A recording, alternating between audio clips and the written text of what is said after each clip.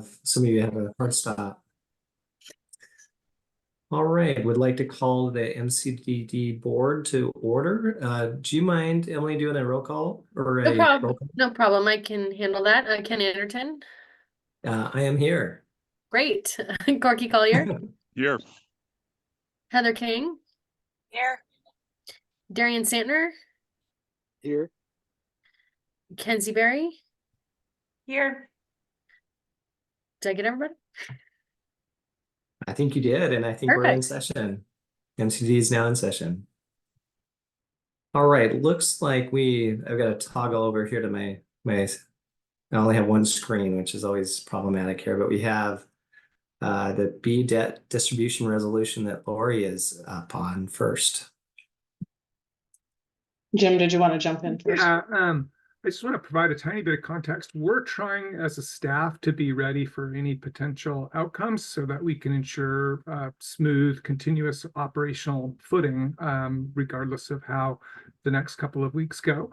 And so we really need some advice from this board about how to handle the debt distribution plan. And we need that now so that regardless on the 7th, how the urban board goes, we'll be able to either manifest a shared direction, or we'll be able to obtain an extra line of credit so that we can keep operating. And we thought about trying to wait a little bit and schedule this meeting later, but we thought we should try and take advantage of an existing meeting if that works for you all. We're trying to create less hassle and less expense for everyone. But I just wanted to give you that context. We're ready to go no matter what decision you all make. So we're going to be fine. We're going to be able to operate, but we are seeking some clarity from this board about what direction you want us to bring to the urban board on the 7th. So that was the impetus for the prompt addition of this item. And again, regardless of what you guys do today, we have a plan to go forward and keep the district operating. So just wanted to give you a sense of why the urgency. Lori, do you want to go from giving the presentation?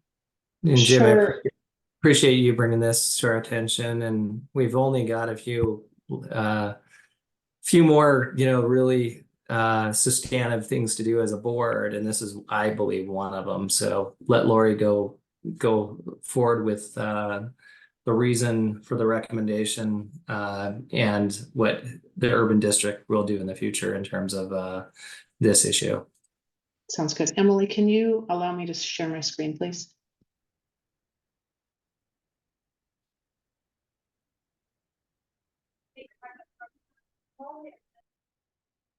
Oh, there we go. Let me bring all of you back so that I can see you. So under ORS 550, the urban board needs to negotiate a debt distribution plan with any legacy district that holds debt. MCDD is the only legacy district that holds debt as of July 1st, 2024. We were able to resolve the debt balances for Penn 1 with the support of the city of Portland. So all of the debt on Penn 1 has been paid off at this point. We really appreciate that work that the city did to support us on that. We did go to the urban board with a recommendation that the MCDD debt be assumed by the urban district at their board meeting on May 16th.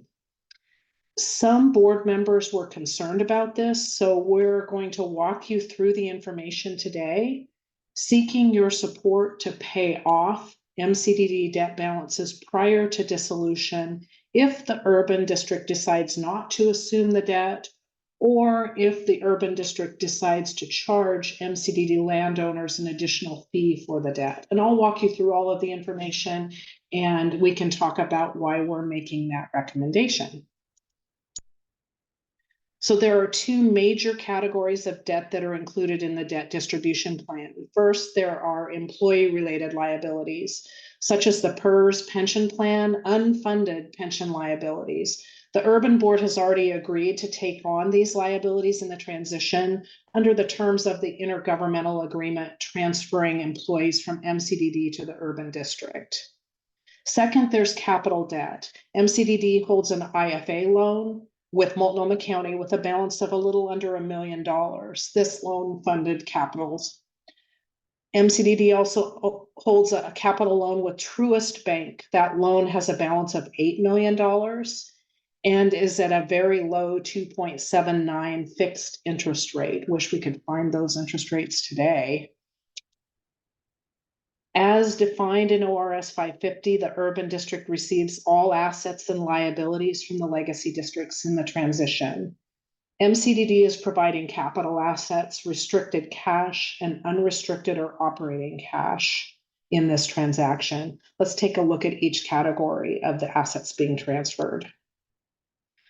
MCDD holds approximately $16.5 million worth of capital assets. That's at net book value. These include operational equipment such as vehicles, excavators, mowers, the barge, and other equipment used to maintain the system district-wide. The district also holds property and facilities such as our administrative office and shop. These assets are essential to the operation and maintenance of the system, and all will transfer on July 1st. Your board packet includes the list of all of the assets currently owned by MCDD. MCDD also holds about $500,000 in restricted cash. These funds are what remains of the capital borrowing from Truist Bank and are planned for use in fiscal year 24-25 to fund capital asset acquisitions that are included in the urban district approved budget. MCDD also holds $10 million in unrestricted cash. Unlike the funds transferring from SDIC and Penn 2, MCDD's funds will not be designated for use within the MCDD boundaries only. This means that the cash was planned to support the operation of the urban district for the first 6 months of operation, while we're waiting for the collection of the property assessments in December and the first quarter of the flood safety intergovernmental fee that will be collected in September. This cash is what makes the year one cash flow work for the urban district. Without it, we will need some other source of cash to operate the urban district through the summer months. And I have been working on that option as well. So the urban district, either way, will have funds to be able to operate. This slide shows the carry forward this slide shows the cash balances in each district at the end of April 2024. So this is the most recent information we have in our financial system. As you can see, the MCDD cash balances total 63% of the total cash held by all of the districts. So it just gives you a sense of the size of the district compared to everybody else. This slide shows the carry forward amounts that have been included in the approved budget for the urban district for the upcoming fiscal year. As we discussed in the previous slide, MCDD actually holds more cash than was forecast to transfer. We try to be conservative in our projections so that we're not overstating the resources that we have in a budget.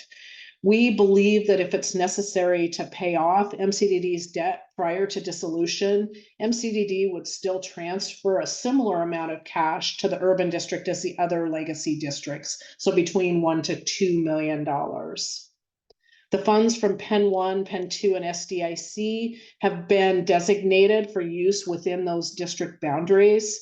So those will be managed in a separate bank account and are not readily available to support operating cash needs. We would reimburse for anything that occurred within those other district boundaries. So some board members have proposed an alternate approach to the debt distribution plan that was recommended by staff. Staff recommended that the urban district assume MCDD's debt and also keep the cash for operating purposes. The board members have proposed that perhaps they should keep MCDD's full cash balance for operations while requiring MCDD landowners to pay some sort of a surcharge to cover the cost of the outstanding debt.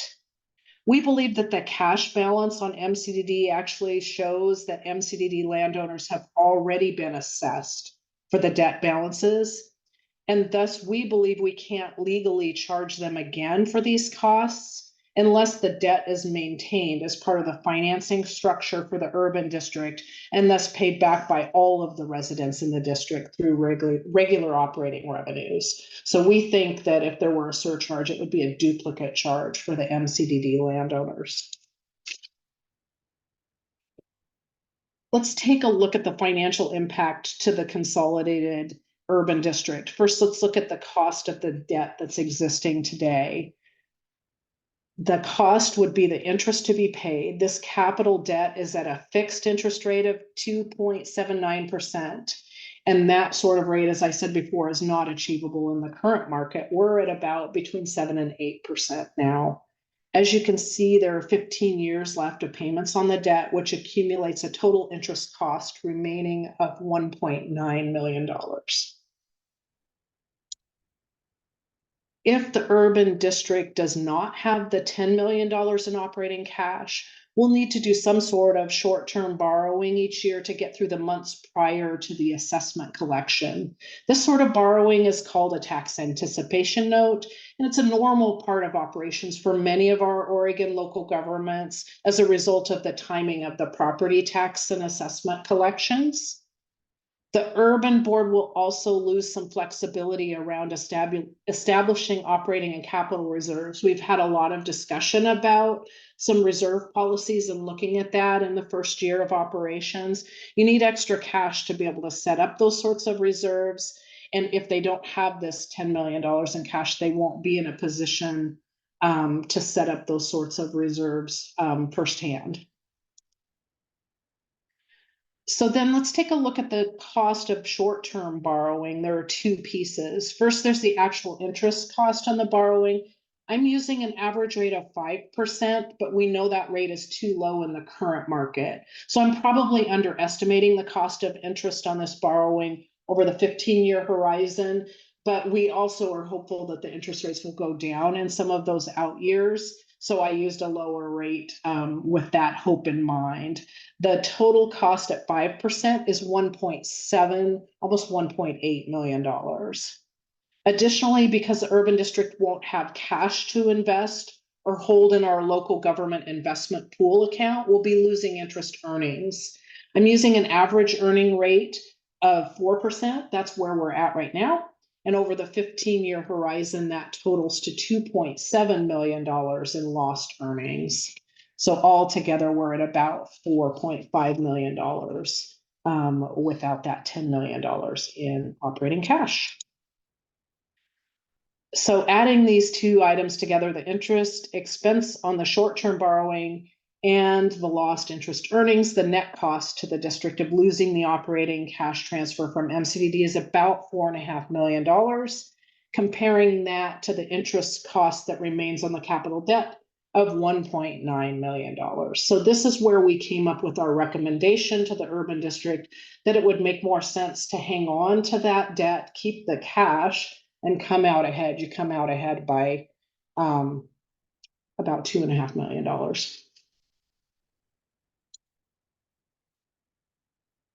So staff has been working with the district's bank to develop a letter of credit agreement to provide short-term operational funding for the urban district until assessments are collected. Additionally, we believe that MCDD will still transfer some cash to the urban district even after paying off the debt. So we do have a plan for operations for the urban district should we have to move forward with paying off the MCDD debt.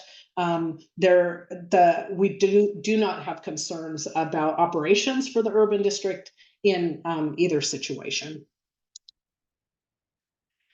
So that leads us to the final slide, which is what are we asking for today?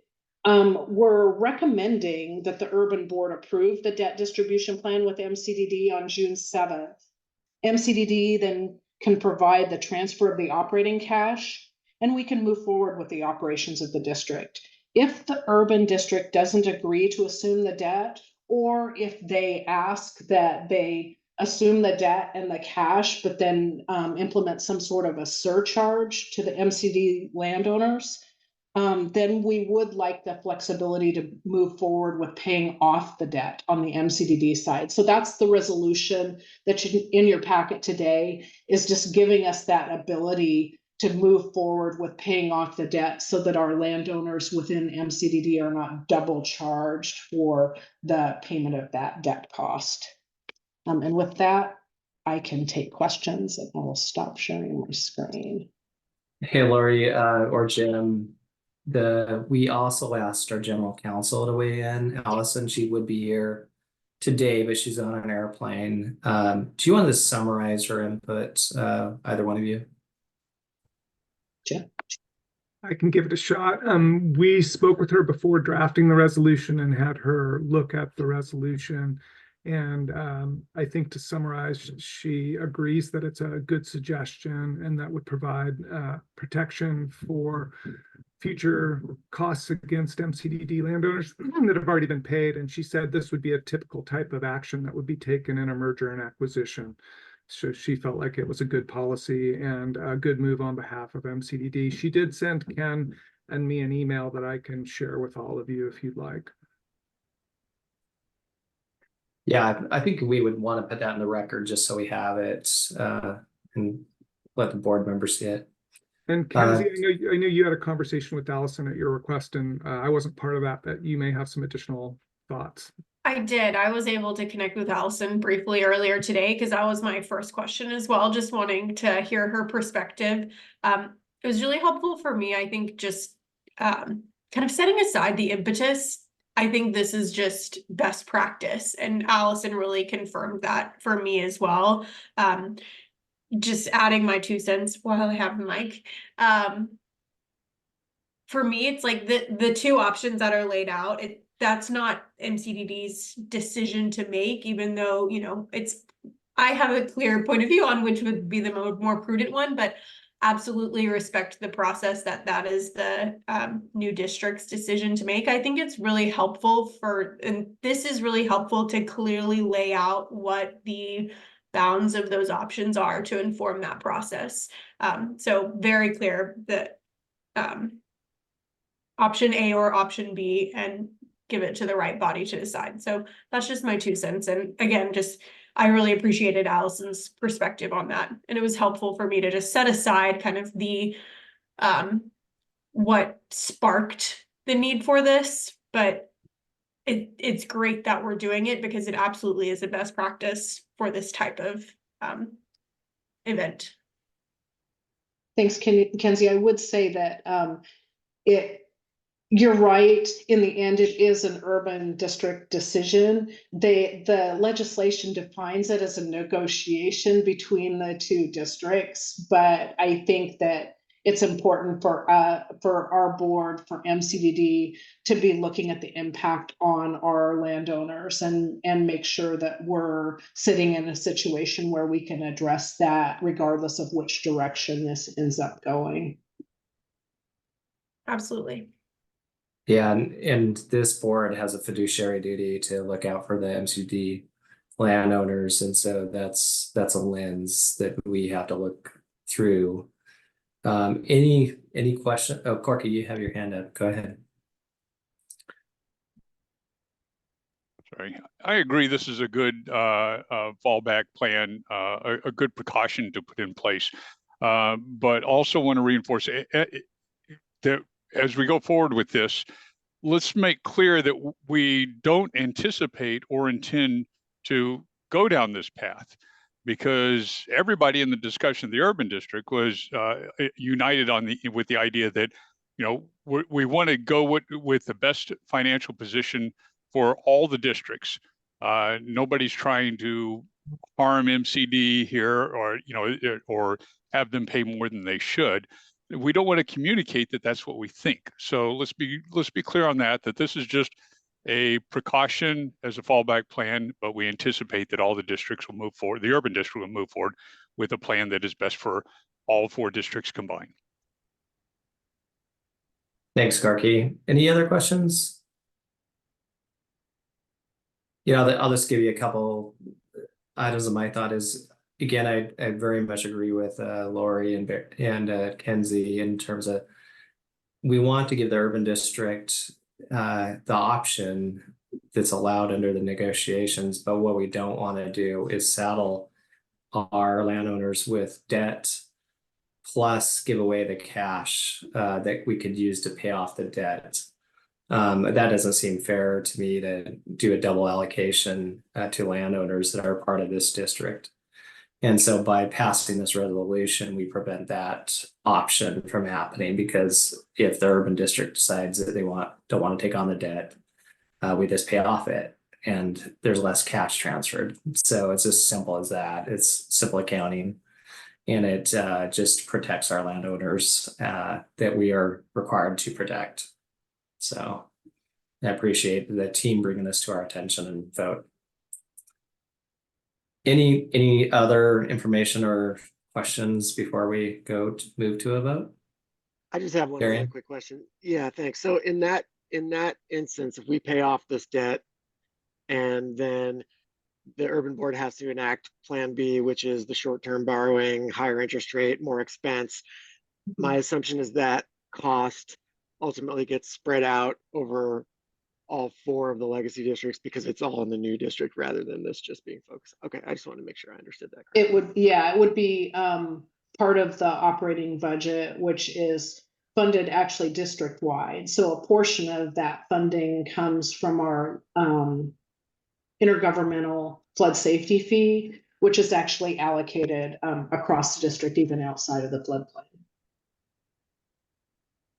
Okay, so I guess I'm a little uncertain what the motivation for the beginning for this whole situation coming up like this is, but I think I'm not going to ask that question right now, and we'll just.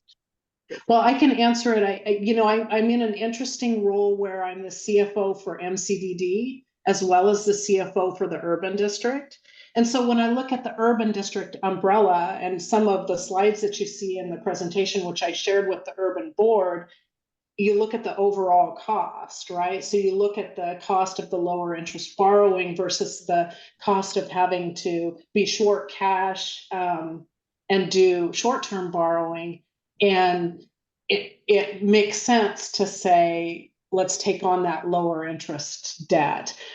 But if we come to a point where we're not able to move forward with that, then I have to put on my MCDD CFO hat, which says what's best for our landowners. And that would be what is the least cost. So I don't believe that I am in a position legally to assess the landowners again to pay off this debt, because we've already accumulated the cash that would cover that. So it's kind of a two-sided approach, which is why we're here, is just to make sure that we have the flexibility to make sure that we're not processing a duplicate charge of our landowners.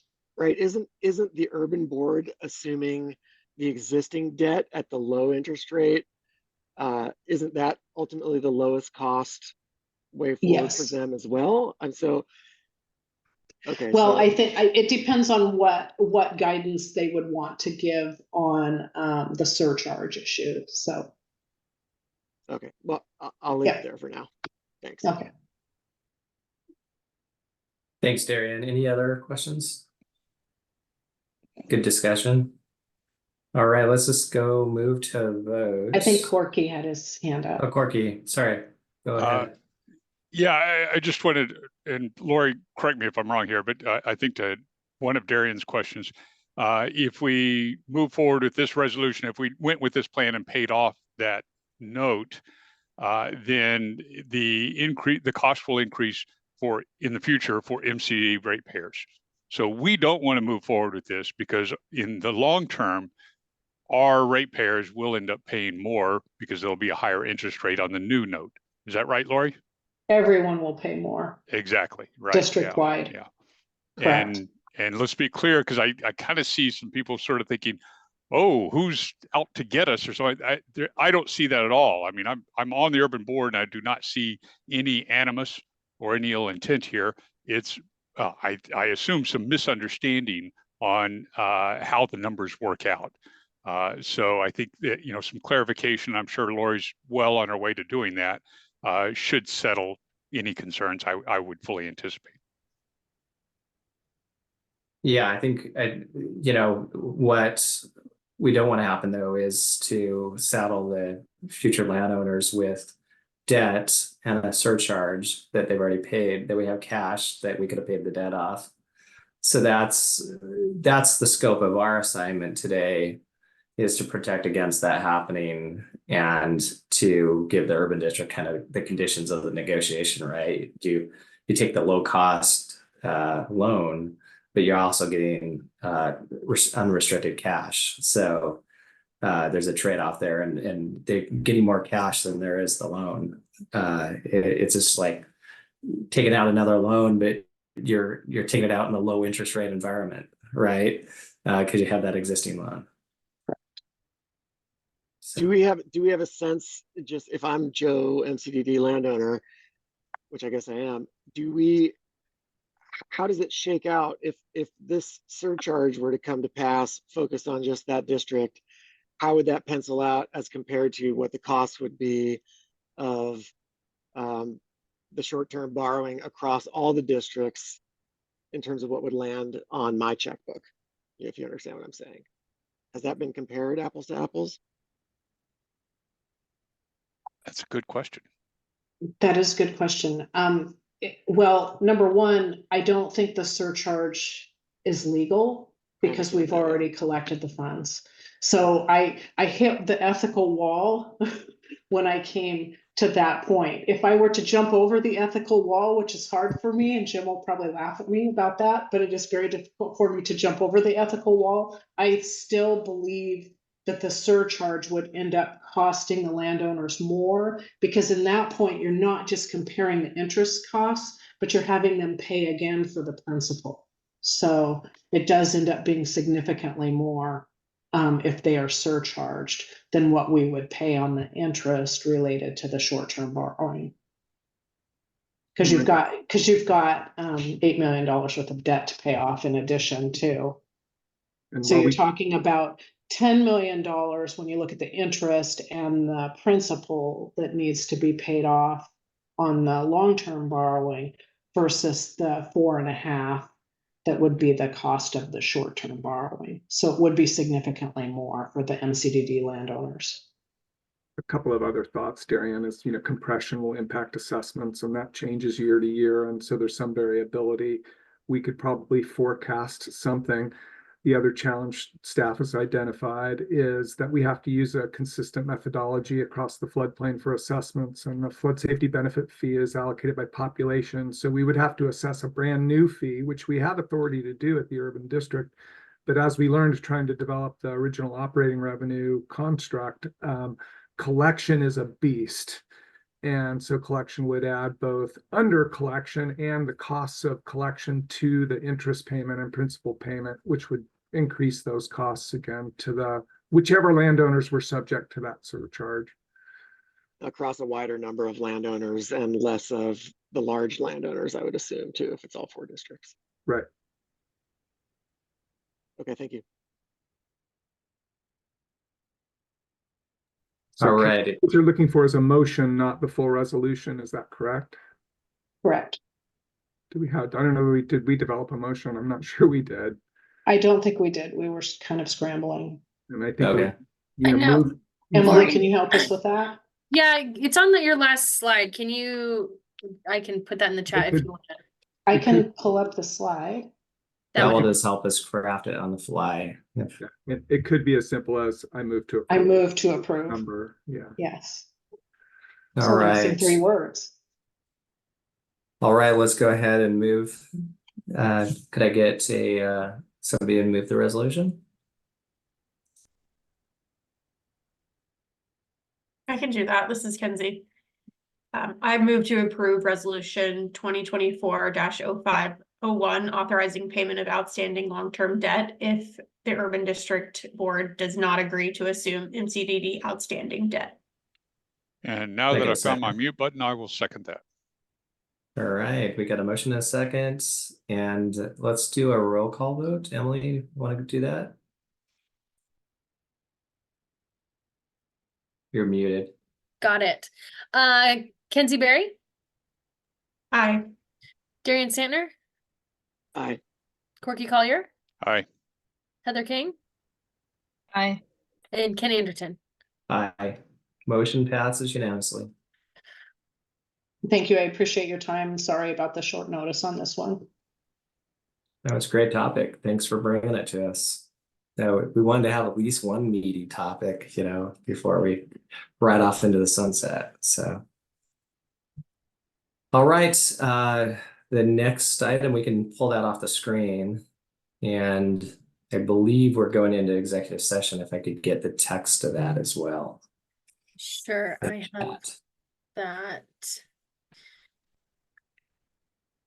Are you going to go into a separate room or would you like us to bounce off for exec session? The What's plan easiest? is for we have a different meeting for the another board meeting. So I think at least what Wendy had devised was for us to go ahead and leave, and I can make Tracy the host. Okay. I've touched base with Tracy on the basics. I just put that information in the chat, and just, I guess, just to prep, as Ken, as soon as you read this through this script, I'll go ahead and make Tracy the host. I'll stop the recording, and then we can bounce out. And then it is best practice if you, even if you aren't going to make any decisions at the end of this, if you could just come back onto the recording, Tracy can go ahead and hit record and just announce that it's adjourned and you'll revisit this topic. And then we can just kind of have that full life cycle of the meeting on the recording. And then you can be done for the day. So whenever you're ready, go ahead. All right, the board will now meet in an executive session under ORS 192.6602I and 192.6608 to evaluate the performance of an employee. Board members are specifically directed not to report on or otherwise disclose any of the deliberations or anything said about these subjects during the executive session, except to state the general subject of the session as previously announced. No decision may be made in executive session. At the end of the executive session, we will return to the public session, and we have to close this out right before 2 p.m. So I would say 1:55. We'll be back. We'll likely immediately adjourn after that. All right, all right, coming out of MCD board, coming out of executive session, and we are now going to adjourn. Thank you very much, everyone. Thank you. Thanks all.